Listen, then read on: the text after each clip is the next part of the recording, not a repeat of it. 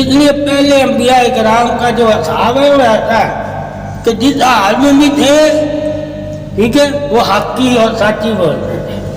ہم حال دیکھ کے آج کل سب کچھ بولتے ہیں کہ یار اگلے کی طبیعت، اگلے کی کیفیت، اگلے کا حال، اس کے ساتھ ہم بات کرتے ہیں۔ کیا یہ علم میں یہ چیز ہمیں معلوم ہے، علم حکمت بھی دیتا ہے، یہ حکمت آنا ہے۔ کیا ٹھیک ہے، مگر حجتاً کیا ہے کہ جیسے ہو بول دو۔ یہ جو اسلام ہمیں ملا ہے، اس لیے اسلام کی حکمتیں بہت ہیں۔ آپ کی عمر کا بھی لحاظ کرے گا، آپ کے بالوں کا بھی لحاظ کرے گا، آپ کی زبان کا بھی لحاظ کرے گا، اور آپ کی جسمانی طاقت سے بھی لوگ آپ کا لحاظ کریں گے۔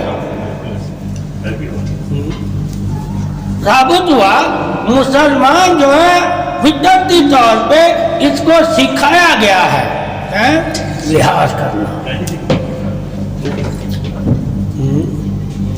اگر یہ مسلمان ایک دوسرے کا لحاظ نہیں کرتا تو سمجھو اس کی عبادت کبھی قبول ہی نہیں ہوگی، کبھی قبول نہیں ہوگی۔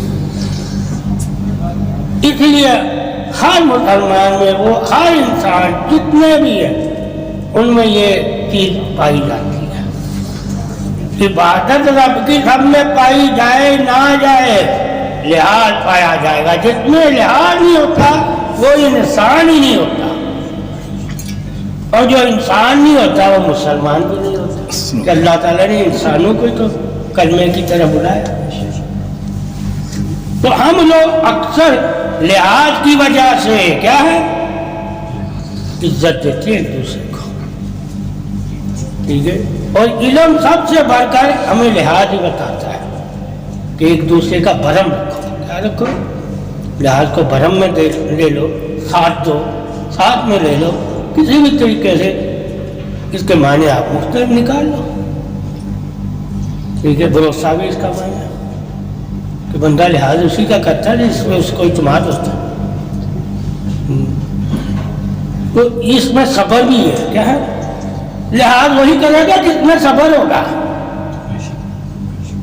اور جس میں صبر نہیں ہوگا وہ لحاظ نہیں کرتا، ٹھیک ہے۔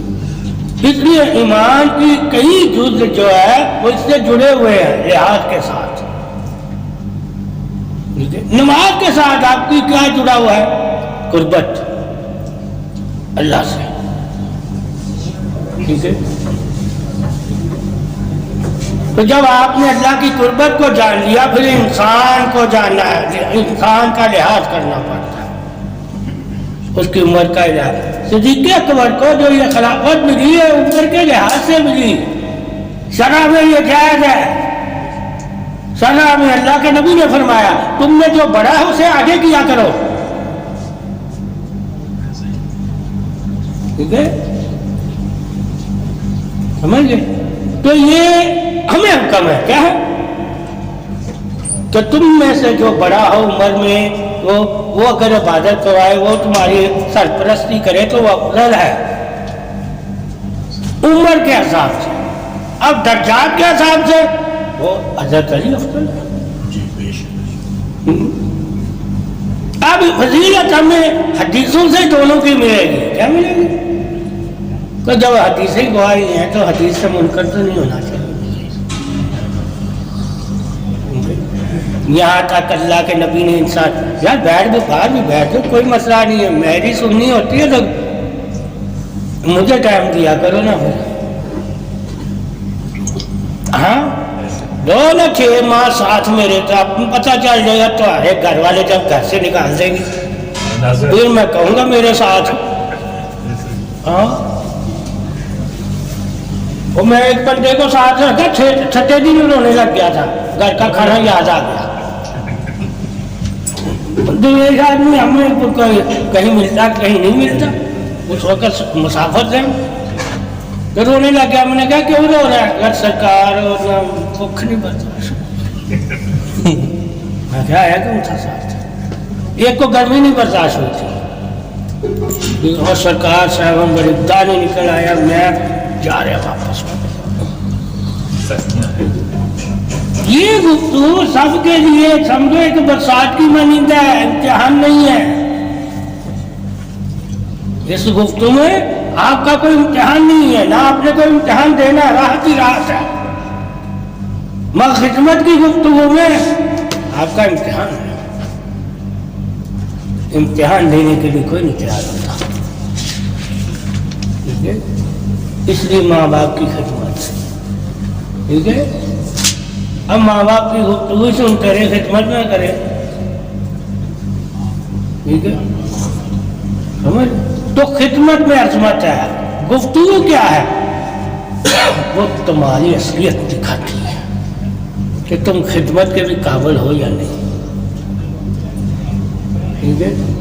کہ جو تمہارے اندر ہوتا ہے نا وہی باہر آتا ہے، ٹھیک ہے؟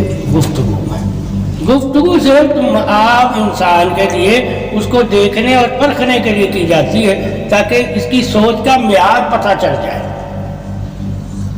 اس کی طلب کا پتہ چل جائے، ٹھیک ہے؟ اس لیے گفتگو لازم ہے پرکھنے کے لیے، کیا ہے؟ ٹھیک ہے؟ ورنہ پتہ ہی نہیں چلے گا، کوئی پاگل بیٹھا ہوا ہے، کوئی دیوانہ بیٹھا ہوا ہے، پتہ ہی نہیں چلے گا۔ گفتگو کریں گے تو ہمیں پتہ چلے گا کہ یہ پاگل ہے، یہ دیوانہ ہے، یہ خادم ہے، ٹھیک ہے؟ یہ صرف شور و گل کے لیے ہے، اس طرح پتہ چلتا ہے۔ ورنہ سے قیامت تک ہمیں ایک دوسرے کا پتہ نہیں چلے گا جب تک ہم گفتگو نہیں ایک دوسرے سے کریں۔ تو بہت سے لوگ ایسے ہوتے ہیں وہ آگے ہی نہیں بڑھنا چاہتے، وہ زیادہ تر خاموش رہتے ہیں، کیا رہتے ہیں؟ کہہ رہتے ہیں وہ جنہیں آگے بڑھنا ہوتا ہے وہ اپنے رہنما سے معلومات لیتے ہیں، معلومات لیتے ہیں، تو جب وہ معلومات لیتے ہیں تو پرکھے جاتے ہیں۔ ان کی معلومات ہی لینا ان کے لیے آزمائش ہے کہ کیا اس پہ عمل کرتے ہیں۔ رہنما پھر یہ دیکھتا ہے، کیا دیکھتا ہے کہ میں نے اسے اتنا قابل بنایا، یہ اس کے مطابق کوئی کام بھی کر رہا ہے۔ اسے کہتے ہیں ذمہ داری، کیا ہے؟ ذمہ داری۔ الفاظوں کی بھی ذمہ داری ہے حدیث میں کہ جو تم الفاظ بولتے ہو وہ ذمہ داری سے بولا کرو، یعنی کہ ان الفاظوں سے پھرنا بھی کفر ہے۔ اگر ہم زبان کی حفاظت کے بارے میں بتائیں تو ہم زبان کی حفاظت سب سے بڑی حفاظت ہے۔ تمہاری تمام نیکیوں کی ضمانت تمہاری زبان ہے۔ تو اس سے ثابت ہوا جو ضمانت ہے وہ زبان ہے، تو ہمیں کسی کا زبان کا ہی نہیں پتہ چلے گا تو ہم کیسے کہیں گے یہ اس کی نیکیاں محفوظ ہیں؟ تو زبان سے پتہ چلتا ہے کہ فلاں نے اپنی نیکیوں کو محفوظ بھی رکھا یا نہیں رکھا۔ ساری نیکیاں زبان کی وجہ سے ضائع ہوتی ہیں، ساری نیکیاں زبان کی وجہ سے ضائع ہوتی ہے۔ جس کو ہم غیبت، چغلی یا کچھ بھی کہہ دیں نام، تو زبان سے کرتے ہیں تو نیکیاں ضائع ہو جاتی ہیں۔ اس لیے زبان کا سب سے بڑا جو پاس ہے وہ اسلام میں ہے، کسی اور میں نہیں۔ اسلام کہتا اپنی زبان کی حفاظت کر، اپنی نگاہ کی حفاظت کر، اپنی شرمگاہ کی حفاظت کر۔ اگر یہ تین چیزوں کی تو حفاظت کرتا ہے تو اللہ کا نبی فرماتا ہے میں جنت کی تمہیں بشارت دیتا ہوں۔ 5 وقت نماز کی جنت کی بشارت نہیں ہے، صرف سوال ہے کہ تو نمازی تھا۔ وہ سوال ہے، کیا ہے؟ اللہ سب سے پہلے تمہیں پوچھے گا کہ تم میری عبادت کرتا تھا، یہ سوال ہے۔ مگر انعام کیا ہے؟ 3 باتوں میں، زبان، نگاہ اور شرمگاہ کی جس نے حفاظت کی اللہ کے نبی نے فرمایا وہ جنتی ہے۔ کتنی آسان جنت رکھی، اور جنت کھجور کے چھلکے، یعنی کہ کھجور کا جو چھلکا ہے اس کی کٹڑی کا، اللہ تعالیٰ فرماتا ہے میں اس چھلکے جتنی بھی نیکی کی ہوگی تو میں تمہیں جنت دے دوں گا، چاہے تو جہنمی ہی کیوں نہ۔ اب اس دور میں زیادہ تر لوگ جہنمی بناتے ہیں۔ کیا بناتے ہیں؟ کیا بناتے ہیں؟ جہنمی۔ کیوں بناتے ہیں جہنمی؟ نبی کی زیادہ تر امت بخشی جانی ہے، ٹھیک ہے؟ آخرے میں ہم ایک دوسرے کو جہنمی کہہ دیتے، ہمیں پتہ ہوتا ہے نبی نے بخشوا دینا، ٹھیک ہے؟ مگر منافق نے نہیں بخشا۔ اب منافق اس دور میں کوئی بننا ہی نہیں چاہتا، چھپ کے رہتے ہیں نا منافق، وہ اظہار ہی نہیں کرے گا۔ اب منافق کی پہچان زبان نہیں ہے، عمل بھی نہیں ہے، ٹھیک ہے؟ مومن کی زبان اور نگاہ۔ اب منافق کو تم پڑھو گے تو زبان کا اور نگاہ کا بہت اچھا ہے،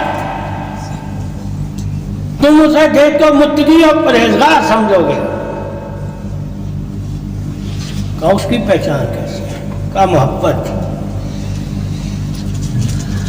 فرض نہیں، یعنی محبت۔ باقی مسلمان کی پہچان فرضوں سے ہے، مگر منافق کے فرضوں سے نہیں تمہیں پہچاننا اسے، فرضوں میں تو وہ مومن ہی نظر آئے گا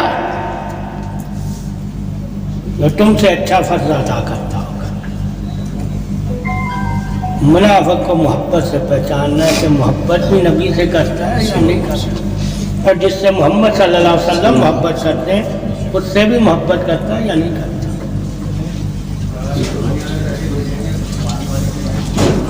یہ محبت سے کیوں پہچان رکھی گئی منافق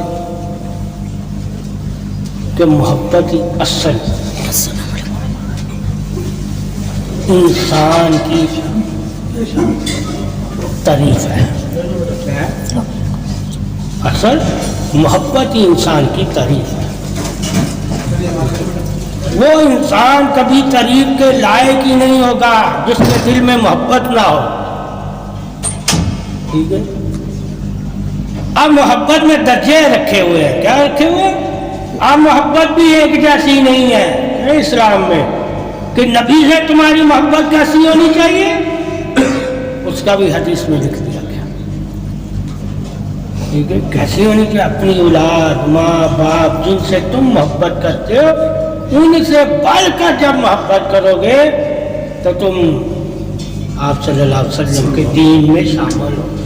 اس سے ثابت ہوا محبت ہمیں نبی کے دین میں شامل کرتی ہے، تو لا الہ الا اللہ ہم کیوں پڑھتے ہیں؟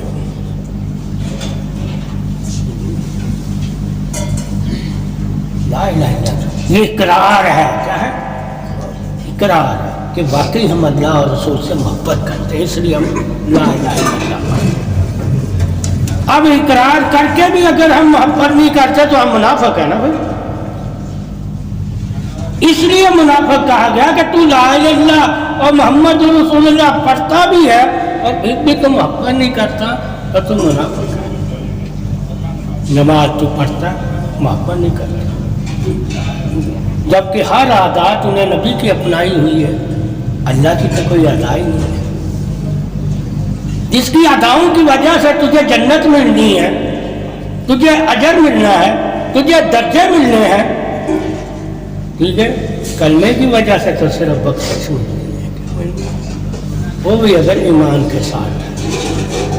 اللہ کے نبی نے فرمایا اگر 70,000 تمہارے گناہوں کے دفتر بھی بھرے ہوں تو کلمہ اگر تم نے پڑھا ہوا ہے، کبھی شرک نہیں کیا، کیا نہیں کیا، تو روزہ محشر اللہ بخش لے گا۔ ثابت ہوا بخشش کلمے کی وجہ سے ہے مگر درجے محمد کی وجہ سے ہے، کہ جنت میں جو تمہیں درجے پانے ہیں وہ آپ صلی اللہ علیہ وسلم، تو یہ بخشش تمہیں کیوں دی گئی؟ تاکہ تم درجے والے بن سکو، کہ آگے بڑھ سکو دین میں، تو لا الہ الا اللہ آگے بڑھو کس سے؟ دین میں. دین کیا ہے؟ محمد رسول اللہ. ٹھیک ہے، یہ محمد رسول اللہ دین ہے تمہارا. لا الہ الا اللہ توحید ہے، اسے دین نہیں کہیں گے.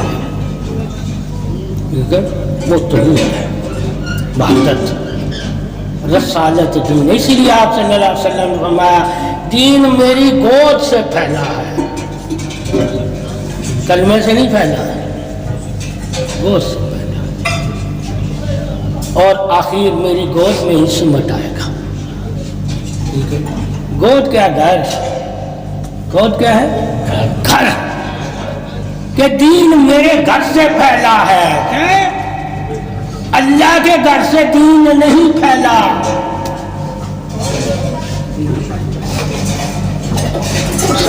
اللہ کے گھر سے دین نہیں پھیلا. ٹھیک ہے، اللہ کے گھر کو دین نے آباد کیا ہے. ٹھیک ہے، اب آباد کرنے والا دین اور پھیلنے والا دین دونوں میں دیکھنا ہم نے. ٹھیک ہے، کہ آباد بعد میں خانہ کعبہ ہوا ہے یا پہلے ہوا ہے؟ اعلان کس کا پہلے ہوا ہے؟ رسالت کا. اس وقت خانہ کعبہ آباد نہیں تھا، ذات سے اعلان کیا گیا. اس لیے اللہ کے نبی نے اور اللہ نے حکمت رکھی. کیا رکھی؟ کہ اتنے سال تک خانہ کعبہ کی طرف رخ کر کے نماز کیوں نہیں پڑھی گئی، جبکہ نبی اکرم صلی اللہ علیہ وسلم کو تمام خبریں تھیں کہ حضرت ابراہیم کی دعا کا بھی آپ کو علم تھا، کس کو عبادت کرنے والے کو بھیجتے خانہ کعبہ.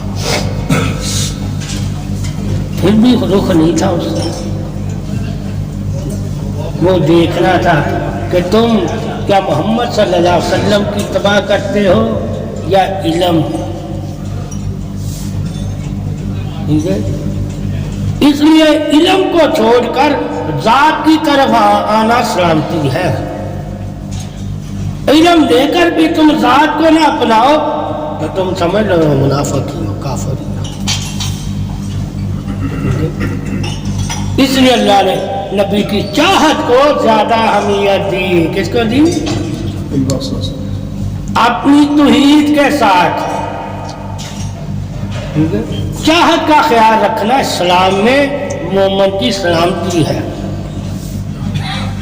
یعنی کہ اللہ کی وحدت کا تو وہ بہت خیال رکھتا ہے، اور محمد صلی اللہ علیہ وسلم کی چاہت کو نہیں اپنائے گا تو وہ مومن نہیں کبھی ہو سکتا.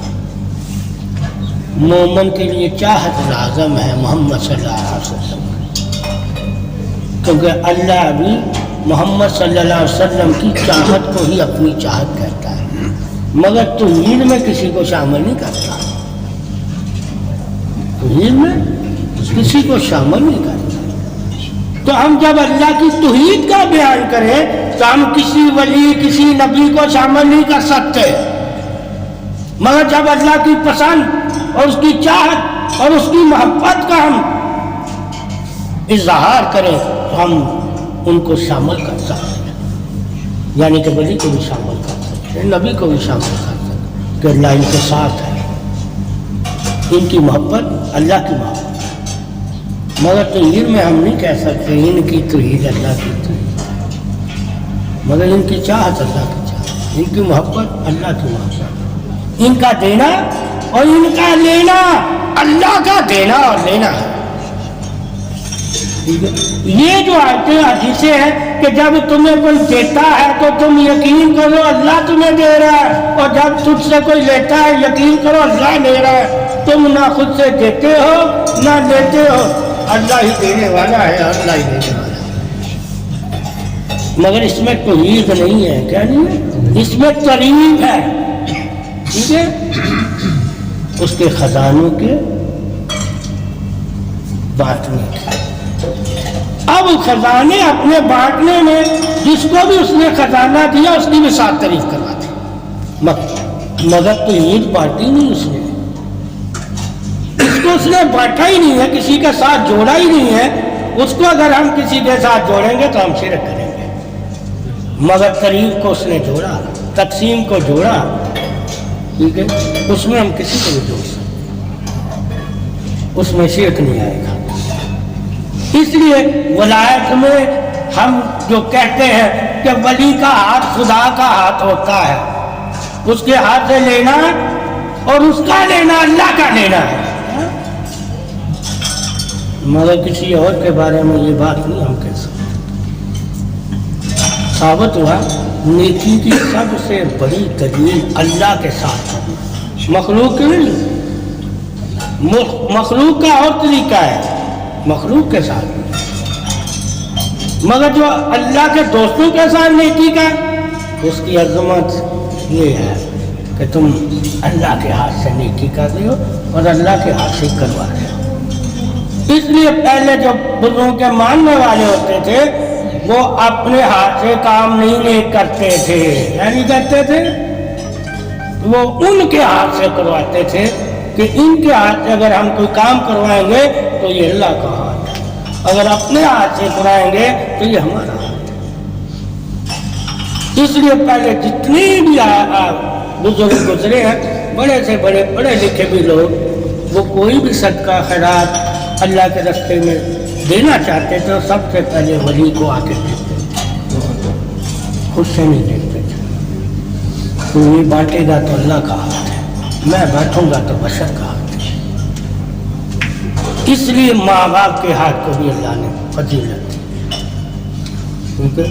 جو ماں باپ کے ہاتھ کی فضیلت تک واقف تھے وہ ماں باپ سے نیکی کرواتے تھے،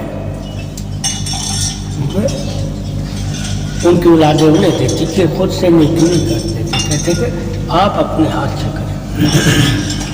ایک جو ولایت سے واقف ہو جاتا تھا وہ ولی کے ہاتھ سے کرواتا تھا۔ ثابت ہوا جب تک تمہیں علم کسی چیز کے بارے میں واقعیت نہیں دے گا، یعنی کہ اس کے بارے میں بتائے گا نہیں، آپ نیکی میں درجہ بندی نہیں کر سکتے کہ میری نیکی کس طرح کی نیکی ہے۔ تو علم درجہ بندی کی نیکی بتائے گا کہ تو نے اپنے ہاتھ سے کی، اس کا کیا، جیسے رمضان کی نیکی کا 11 ماہ کی نیکی کا درجہ کیا ہے، اور جو تم رمضان میں نیکی کرتے اس کا درجہ کیا، حتیٰ کہ خدا تو وہی ہے نا۔ اسی طرح خدا وہی رہتا ہے، مگر ولی کے ہاتھ سے نیکی کروانا، ماں باپ سے ہاتھ کے نیکی کروانا درجہ بن جاتا ہے۔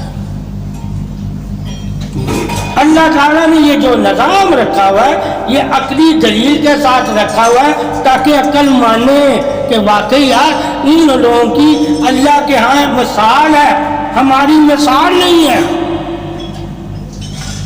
اللہ اپنے دوستوں کے اپنے ساتھ مثال دیتا ہے، ماں کی محبت کی اپنی محبت کے ساتھ مثال دیتا ہے، باپ کی جنت کے ساتھ مثال دیتا ہے، مگر ہماری تو مثال نہیں دیتا۔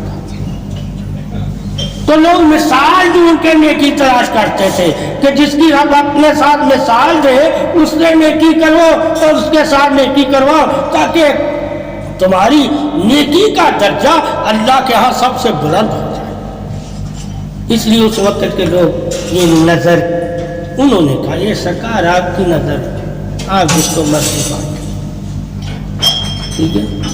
تو اس وقت تمام بزرگان دین کے پاس جو ان کے چاہنے والے ہوتے تھے وہ صدقے خیرات لے کر آتے تھے خدمت کے لیے، خود بھی وہ کر سکتے تھے، ٹھیک ہے، مگر نیکی کا درجہ بدل جائے گا۔ وہاں جو رمضان میں نیکی کرو گے اور جو رمضان کے بعد کرو گے درجہ تو بدلے گا۔ اسی طرح جو ماں باپ کے ذریعے نیکی کرو گے، عالم دین کے ذریعے نیکی کرو گے، اولیاء کرام کے ذریعے نیکی کرو گے، اس کا درجہ بدل جائے گا۔ ثواب اللہ نہیں دینا، کیا دینا؟ ثواب اللہ نہیں دینا مگر درجے بڑھا دینا۔ اسی وجہ سے جو ہم آل محمد صلی اللہ علیہ وسلم سے نیکی کریں گے، کائنات میں تمام نیکیوں کے درجے اپنی جگہ ہیں، اس نیکی کا درجہ سب سے بڑا۔ اس لیے کہا گیا کہ آپ صلی اللہ علیہ وسلم کی آل کا تمہاری کمائی میں حصہ ہے۔ اب حصہ دین سے پوچھ رہے ہیں کہ ہماری کمائی میں حصہ کس کس کا ہے؟ ہم تو صرف زکوٰۃ ہی نکالتے ہیں. کیا نکالتے ہیں؟ صرف زکوٰۃ. وہ تو غریب مسکین بیوہ یتیم قیدی مسافر اس کا حصہ ہے. قرآن نے بتا دیا یہ کس کا حصہ ہے. یہ زکوٰۃ. پوچھا کہ اس کے علاوہ جو لوگ ہیں ان کی مدد ہم کیسے کریں؟ وہ کہا ذاتی. کیا ہے؟ ذاتی پاک مال. اب ماں کو بھی زکوٰۃ، بھائیوں کو بھی زکوٰۃ، باپ کو بھی زکوٰۃ دے دیں. ٹھیک ہے تو دینا جائے کیا منع نہیں ہے. کیا نہیں منع؟ آپ اپنے بہن بھائی بے غریب ہیں تو آپ انہیں زکوٰۃ دے سکتے ہیں، منع نہیں ہے. مگر عزت وہ نہیں رہے تو بتاتا ہے اسلام ہمیں عزت بھی کیا ہے کہ نیکی بھی کر مگر عزت کا پاس بھی رکھ. اس بندے کی نیکی اس کی عزت کے حساب سے کر. ٹھیک ہے ہر طرح ایک ہی نیکی کو نہ دن دینا. جب ماں باپ بہن بھائی اس سے تو نیکی کرے تو اس کو اپنی نیکی سمجھ کے جیسا تو پسند کرتا ہے ویسا ہی ان کے لیے پسند کر. ہم جب ویسا پسند کریں گے تو ہم کہیں گے نا یہ اپنے ہمارے. تو اگر ہم زکوٰۃ ہی دیں ہم ویسا نہیں پسند کرتے ہم بھی زکوٰۃ کھائیں. اللہ نے وہ زکوٰۃ ان کے لیے کیوں رکھی ہوئی ہے؟ بہن بھائیوں پہ کیوں جائز ہے کہ اگر تم کچھ بھی نہیں دے سکتے تو کم سے کم نہیں کرتے اس وجہ سے بھی تمہاری عزت کریں گے. کیا کہیں گے؟ تمہارے سے ملیں گے امید رکھیں گے. تو ثابت ہوا زکوٰۃ امید ہے. کیا ہے؟ ایک مومن کو دوسرے مومن سے امید ہوتی ہے کہ یہ میری مدد کرے گا. کیا کرے گا؟ ٹھیک ہے تو یہ مدد کے لیے ہے. کیا زکوٰۃ کس کے لیے؟ مدد کے لیے. اور جن کا امید ہو جن سے وہی ان کی مدد نہ کریں تو اللہ پھر ناراض ہوتا ہے. کیا ہوتا ہے؟ اس لیے مومن ایک دوسرے کی امید پر پورا اترتا ہے. کیا اترتا ہے؟ اسی کو مومن کہتے ہیں کہ وہ سچا ہوتا ہے اور سچا کوئی چیز چھپاتا نہیں ہے. جب وہ چھپائے گا نہیں تو دوسرا مومن اس پہ امید رکھے گا کہ یار یہ اس قابل ہے کہ میری مدد کر سکتا ہے. جب وہ چھپانے لگ جائے گا تو دوسرا ڈر کے مارے اس سے امید ہی نہیں رکھے گا پتہ نہیں یہ میری مدد کر سکتا ہے یا نہیں رکھتا. اس لیے پیسے آنے کو کہا گیا. کیا کہا گیا؟ کہ اللہ نے جیسا تمہیں دیا ہے نا ویسا اپنا لبادہ بھی رکھ تاکہ لوگ دیکھ دیں کہ تم کسی کی مدد کر سکتے. آج وہ نہیں ہے. کیا نہیں ہے؟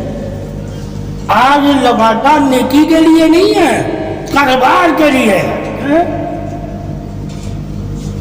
اعتماد اب اور اعتماد دنیا کا اعتماد کہ یار جب تک یہ چیزیں ہمارے پاس نہیں ہوں گی لوگ کاروبار میں ہم پہ بھروسہ ہی نہیں کریں گے. اس لیے ہماری مجبوری ہے لباس گاڑی یہ وہ رکھنا تاکہ لوگ ہم پہ بھروسہ کریں. اللہ بھی تو یہی کہتا ہے کہ میرے لیے بھی تم بھروسہ بنو ایک دوسرے کا. اگر کاروبار کے لیے اپنی دنیا کی زندگی کے لیے ایسی سوچتے ایک دوسرے کا بھروسہ حاصل کرتے ہو تو میرے لیے بھی ایک دوسرے کا بھروسہ حاصل کرو. تو بھروسے کی وجہ ہوتی ہے اسلام. مسلمان ہو کر بھی اگر ہم کسی پہ بھروسہ نہیں کرتے تو ہم مسلمان ہی نہیں ہوئے. اور بھروسے کے بارے میں اللہ نے کہا کہ 3 لوگوں پر تم نے بھروسہ کرنا ہے. ہر بندے پہ بھروسہ نہیں کرنا. ٹھیک ہے کسی بندے کو صرف مدد کرتے ہیں. بھروسے کا مطلب ہوتا ہے ساتھ رکھنا. ہر بندے کو تمہیں اپنے ساتھ نہیں رکھنا. ٹھیک ہے مدد تو جانور بھی کر سکتا ہے مگر ساتھ نہیں رکھنا. جس پہ بھروسہ ہو اس سے ساتھ رکھا کرو. ثابت ہوا مدد اور چیز ہے بھروسہ اور چیز ہے. اب بھروسے والے کی مدد نہیں ہوتی، بھروسے والے کی مدد نہیں ہوتی، ساتھ ہوتا ہے۔ جب ساتھ ہوگا اسے احساس ہوگا کہ مجھے کیا ضرورت ہے۔ اب احساس لوگوں کے دل میں ساتھ والوں کا نہیں رہا، اس لیے صحابہ کی کئی ایسی باتیں ہیں کہ جو آپس میں ملتے تھے، جب ان کو بعد میں پتہ چلتا تھا فلاں کو ضرورت ہے تو وہ روتے تھے کہ ہمیں اس کا پتہ ہی نہیں، اور وہ ہر روز ہمارے، اس لیے پھر شرع میں کہا ایک دوسرے کی خبر رکھا کرو، ٹھیک ہے، کہ کہیں کوئی بھوکا تو نہیں۔ ہم کہیں اللہ رزق دیتا ہے، رزق تو دیتا ہے، مگر ہمیں حکم بھی دے دیا نا خبر بھی رکھو، ٹھیک ہے؟ تو حکم ماننا اور یقین رکھنا دونوں مسلمان کے فرض ہے۔ یقین نہیں رکھے کہ اللہ دیتا ہے، یہ یقین ہے۔ حکم کیا ہے؟ اتباع ہے، کہ پیروی بھی کرے اللہ رسول کی، کہ ان لوگوں کو تلاش بھی کرے جو ضرورت مند ہے۔ جب تلاش کریں گے تو ہمیں پتہ چلے گا کہ دنیا میں کیسے کیسے لوگ ہیں، اور جب ہم تلاش نہیں کریں گے تو ہمیں نہیں پتہ چلے گا کہ دنیا میں ہم سے بھی دکھی گئی ہے۔ اس وجہ سے آگے جب ہم تلاش کریں گے تو ہم سے بھی دکھی ہمیں ملیں گے تو ہم اللہ کا زیادہ شکر ادا کریں گے، اللہ ہم تو ان سے تو بہتر ہے۔ ہم نے جیسے ایسے لوگ بھی دیکھے جن کے پاس کھانے کو نہیں ہے، مگر تو ہمیں سب سے اچھا کھانا رزق دے گا۔ تو تلاش بندے کو عاجزی میں رکھے گی، ٹھیک ہے؟ یقین کیا ہے؟ ٹھیک ہے، تلاش یقین رکھ کے تو نے تلاش کرنا ہے۔ کیا کرنا ہے؟ تیرا یقین ہے اللہ پہ، تو اللہ کا حکم تو مان رہا ہے نا، تلاش کرنا، تو پتہ چل گیا انسان کا تلاش کرنا اللہ کی بات ماننے کے زمرے میں آتا ہے، یقین رکھنا اس کی توحید کے زمرے میں ہے، اور تلاش کر کے مدد کرنا اس کی تعریف کے زمرے میں ہے۔ وہ چاہتا ہے میری وحدت پہ یقین بھی رکھو اور میری تعریف بھی کرو۔ تو جب ہم ایک دوسرے کی مدد کرتے ہیں تو تعریف والے ہو جاتے ہیں، یقین والے تو پہلے ہی ہوتے ہیں کہ اللہ کی وحدت کو مانتے ہیں، مگر تعریف والے کب بنیں گے؟ جب محمد صلی اللہ علیہ وسلم کی مانیں گے۔ یہ ان کا حکم ہے، ایک دوسرے کا، انسان بشر۔ اب رسالت کی تو مدد نہیں کر سکتا، میں بشر کی تو کر سکتا ہوں۔ اس لیے آپ صلی اللہ علیہ وسلم کی زندگی اس طرح کی زندگی ہے کہ جیسا تم گمان کرو گے ویسے ہی وہ نظر آئیں گے۔ تمہیں بشر کی طرف سے دیکھا، وہ بشر تجھے نظر آئے۔ تمہیں نور کی طرف دیکھا، وہ نور تمہیں نظر آئے، ٹھیک ہے؟ تو نے محبوب بنا کے دیکھا، وہ اللہ کا محبوب بنے۔ اب تو نے کون کون سی صفت نبی کی قرب میں پائی ہے، اس صفت کو تو نے قریب سے جانا ہوگا، اس صفت کی تو تعریف کرتا رہے گا۔ پہلی صفت کیا ہے؟ بشر، کیا ہے؟ بشر۔ اب ایک صفت تو نے جانی اس کی، اس سے اور صفت تو کیوں نہیں ہے تو نہیں جانی؟ ایک صفت تو اللہ نے سب کو دی ہے پہچان کے لیے، کیا ہے؟ وہ پہچان۔ وہ باقی صفتیں کیا ہے؟ تعریف کے لیے، کیا ہے؟ اب پہچان تو ہم رکھتے ہیں کہ نبی اکرم صلی اللہ علیہ وسلم بشر ہے، ہم میں صحیح ہے، مگر اللہ کی پسند سے جو تعریف وعدہ کیا گیا انہیں پسند کر کے تم میں سے نکال لیا اور رسول بنا دیا۔ یہاں سے تعریف ہوتی ہے، کیا ہوتی ہے؟ پہلے کیا ہے؟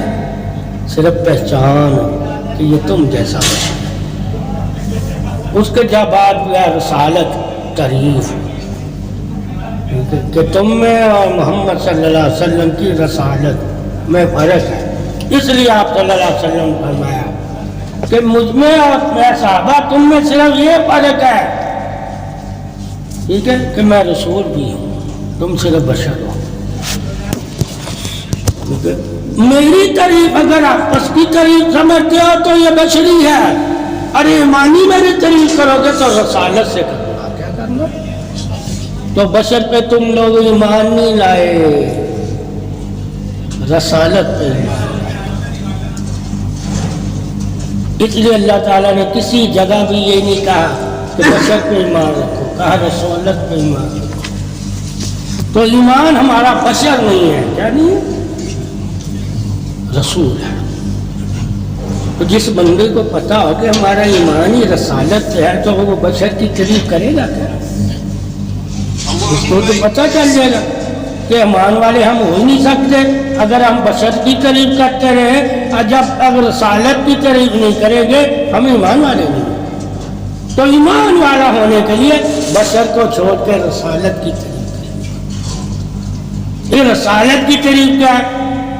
اللہ نے اپنے اسموں کے ساتھ اللہ نے اپنے نبی کو بھی اسم طیب، طاہر، یاسین۔ اب بشر نہیں کہہ رہا، کیا نہیں کہہ رہا؟ ہاں بتا، یہ اللہ کے ساتھ ہے۔ ہاں بھائی تراویح بھی پڑھنی ہوگی، اجازت ہے، آ جو ہے۔ اور بھائی یوسف بھائی